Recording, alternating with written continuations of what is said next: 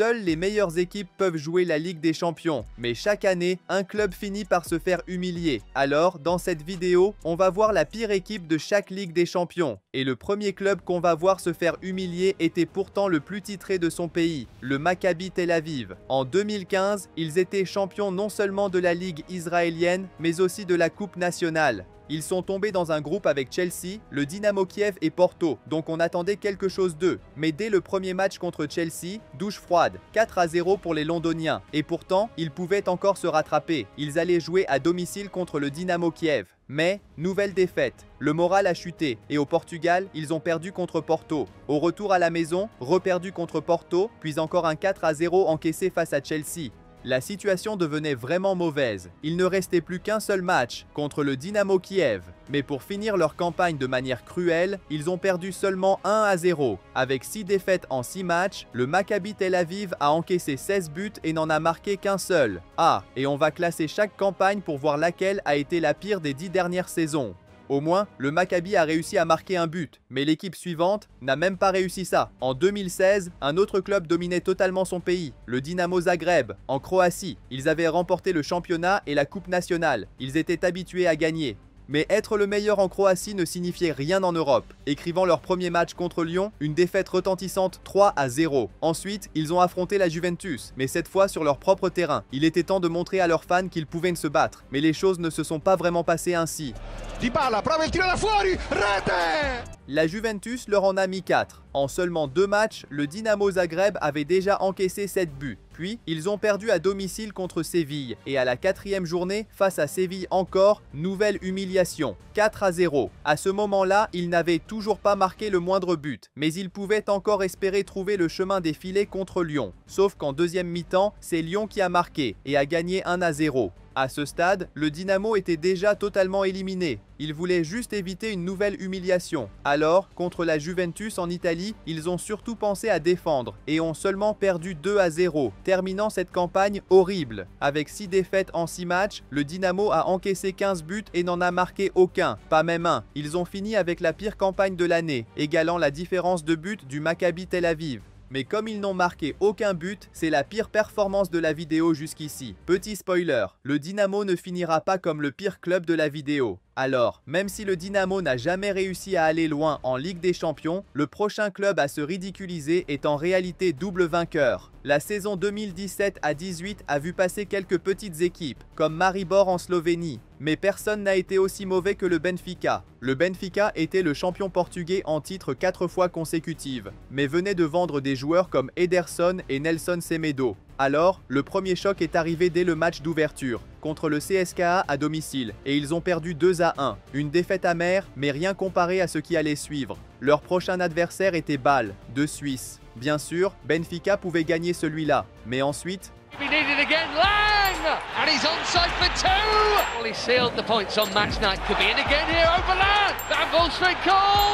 5-0, la plus grosse défaite historique de Benfica dans l'histoire de la Ligue des Champions. Ni les supporters, ni les joueurs, ni même l'entraîneur Rui Vitória n'auraient pu imaginer ça. Mais après CSKA et Bâle, l'autre équipe du groupe était encore plus forte, Manchester United. Alors, nouvelle défaite. 3 défaites consécutives, mais ce n'était pas fini. Contre Man United en Angleterre, ce fut un solide 2-0 pour les Red Devils, avec l'un des buts venant d'un CSC de Benfica. Ensuite, contre le CSKA, nouvelle défaite 2-0, avec encore un autre but contre son camp. Alors le dernier match était à domicile contre Bâle. C'était la dernière chance pour Benfica de décrocher au moins une victoire. Mais une fois de plus, les Suisses ont montré leur puissance, et ce fut 2-0. Benfica a terminé cette saison de Ligue des Champions avec 6 défaites, seulement 1 but marqué et 14 encaissés. C'était mauvais, mais la campagne du Dynamo Zagreb reste la pire jusqu'ici. Puis, la saison suivante, Benfica se retrouvait à nouveau dans le même groupe que le pire club de cette année. Mais cette fois, la victime était un autre club. Lors de la saison 2018-19, le tirage a créé un groupe très difficile. Benfica qui s'était amélioré, le Bayern Munich et l'Ajax. Un vrai groupe de la mort. Mais il y avait encore une équipe, l'AEK Athènes. Quel mauvais sort pour les Grecs. Alors, lors de leur premier match contre l'Ajax version prime, ils ont été accueillis ainsi.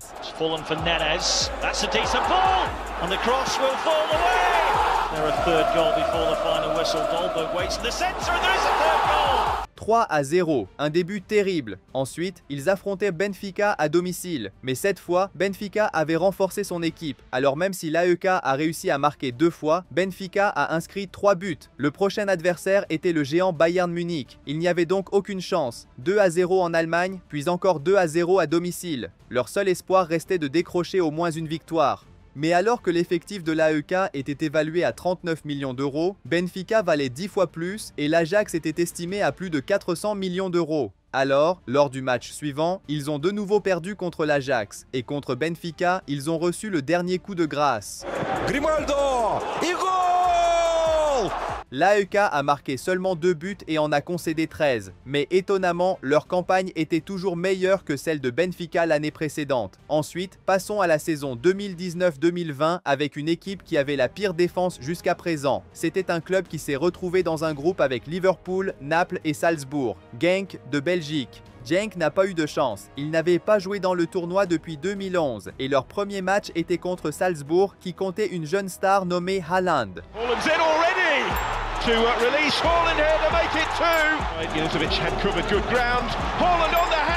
Haaland a fait un triplé, puis Salzbourg a marqué 3 autres buts tandis que Genk n'a réussi à marquer que 2 fois. Les Belges ont donc commencé par une défaite humiliante de 6-2, mais lors du match suivant, surprise, ils ont tenu Naples en échec. Mais après cela, ils ont affronté les champions d'Europe en titre, Liverpool. Donc l'équipe de Klopp n'a montré aucune pitié en faisant un 4-1. Mais il y avait encore plus de matchs à jouer. Ils se sont rendus à Anfield où Genk a de nouveau perdu et contre Salzbourg à domicile, une autre défaite 4-1. La seule équipe qui ne les avait pas écrasés était Napoli, mais lors de la dernière journée, les Italiens ont décidé de se rattraper en gagnant 4-0. En 6 matchs, Genk a marqué 5 buts mais en a encaissé 20. Ils sont devenus la pire équipe de cette Ligue des Champions.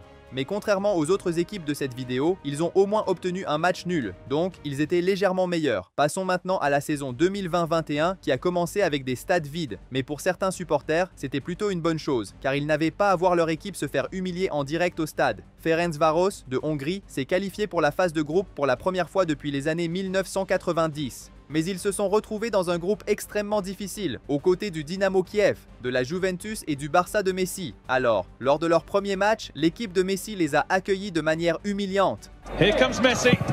Ansu Fati trying to get there and he tricks it out to Coutinho. Pedri with a good finish. Messi tees up Dembele.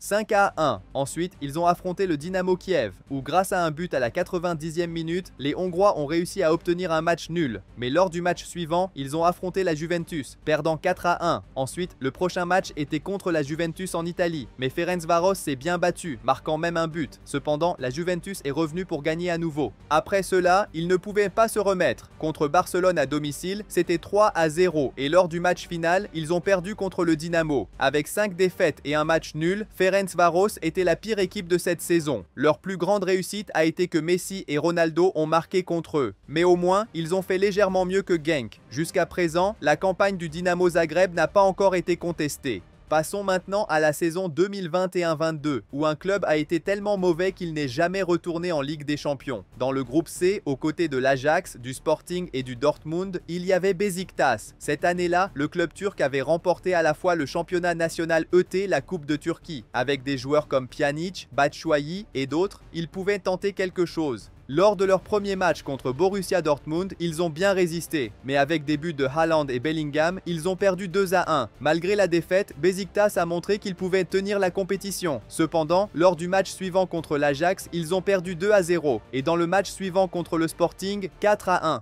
Ils n'avaient plus aucune chance d'aller en 8e de finale, mais ça a empiré. Au match suivant contre le Sporting, ils se sont fait corriger 4-0. Après ça, ils ont même perdu 2-1 à domicile contre l'Ajax. Et pour finir, contre Dortmund, Beşiktaş a été littéralement écrasé. Here's Schultz. Haaland, he scores. Of course he does. Avec des buts de Haaland, Reus et Malen, Beşiktaş a finalement terminé sa campagne par une défaite 5-0. En 6 matchs, Beşiktaş n'a marqué que 3 buts et en a encaissé 19. Ils terminent avec une différence de but de -16. L'équipe turque dépasse maintenant le Dynamo Zagreb et devient la pire campagne jusqu'ici. Il semblait presque totalement impossible de faire une campagne encore pire. Jusqu'à la saison suivante, pour la première fois depuis 2010, une équipe écossaise autre que le Celtic s'est qualifiée pour la phase de groupe avec l'espoir d'aller loin dans la compétition, les Glasgow Rangers. Les Rangers étaient littéralement finalistes de la Ligue Europa. Ils n'avaient perdu le titre qu'au tir au but. Alors, ils sont allés en Ligue des Champions avec le même entraîneur, tombant dans un groupe avec Liverpool, Naples et l'Ajax. C'était un groupe très compliqué, mais ils pouvaient encore créer la surprise. La force des Rangers allait être mise à l'épreuve dès le premier match contre l'Ajax, mais ça n'a pas bien commencé. Good whip on it and it's in. Oh, and the deflection takes it in. Now Kudus goes on it. Tavernier makes it 3. It could be 4. It is 4. 4-0, puis ils ont affronté Naples à domicile, mais même devant leurs propres supporters. Une autre défaite, 3-0, mais ce n'était rien comparé à ce qui allait suivre. Eh bien, après avoir perdu contre Ajax, ils sont allés affronter Liverpool à Anfield, où ils n'ont rien pu faire, perdant 2-0. C'était déjà 3 défaites consécutives, mais lors du match contre Liverpool à Ibrox Stadium, les Rangers ont pris l'avantage. Un possible retour en force, mais peu après, Liverpool a égalisé, renversé la situation, marqué un 3e but, un 4e, et à la fin... It's immaculate, and the finish is even better, and Salah's off again. Oh, and Diogo Jota doesn't score. Harvey Elliott is a goal scorer in the UEFA Champions League. En Écosse, les Rangers ont perdu 7-1. Non seulement c'était la plus grande défaite de cette phase de groupe, mais aussi la plus lourde défaite de l'histoire des Rangers. Jamais ils n'avaient encaissé 7 buts dans un seul match. Mais les humiliations ne se sont pas arrêtées là. Au match suivant, ils ont perdu 3-0 contre Naples et ensuite 3-1 contre l'Ajax. Donc en seulement 6 matchs de groupe, les Rangers ont encaissé 22 buts.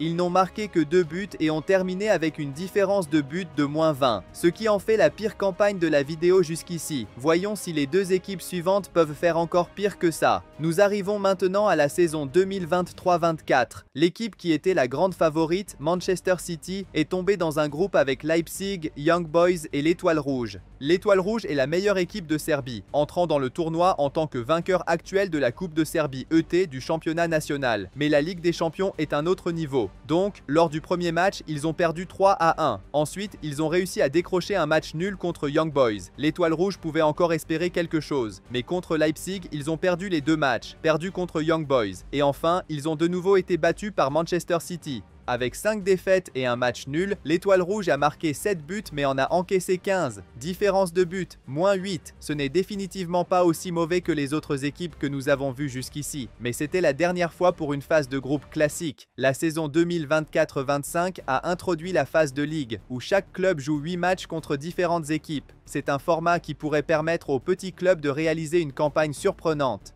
Mais ce ne fut pas le cas pour le club suisse des Young Boys. Lors de la première journée, les Young Boys ont affronté Aston Villa en Suisse, mais ils ont commencé du mauvais pied en perdant 3-0, et le pire restait à venir. Au match suivant contre le Barça, ils se sont fait écraser 5-0, 2 lourdes défaites. Puis ils ont affronté l'Inter Milan, où ils ont réussi à très bien résister en tenant un 0-0, jusqu'à ce que...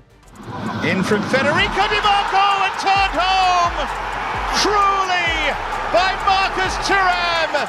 Encore une défaite, leur morale a touché le fond et la série de défaites a continué. Ils ont perdu contre le Shakhtar Donetsk, se sont fait écraser 6-1 par l'Atalanta, 5-1 par Stuttgart, battu par le Celtic, et pour le dernier match, ils ont affronté l'Étoile Rouge. Mais même contre la pire équipe de la saison précédente, ils ont perdu à domicile. En 8 matchs, les Young Boys ont tout perdu en ne marquant que 3 buts et en encaissant 24. Donc, les Young Boys terminent avec une différence de but encore plus mauvaise que celle des Rangers, -21. Mais les Rangers ont joué moins de matchs, donc en calculant la différence de but moyenne par rencontre, ce sont bien les Rangers qui terminent avec la pire campagne des 10 dernières années, avec les Young Boys juste derrière eux. Alors si tu as aimé cette vidéo, va voir celle que j'ai postée juste ici. Merci d'avoir regardé et à bientôt.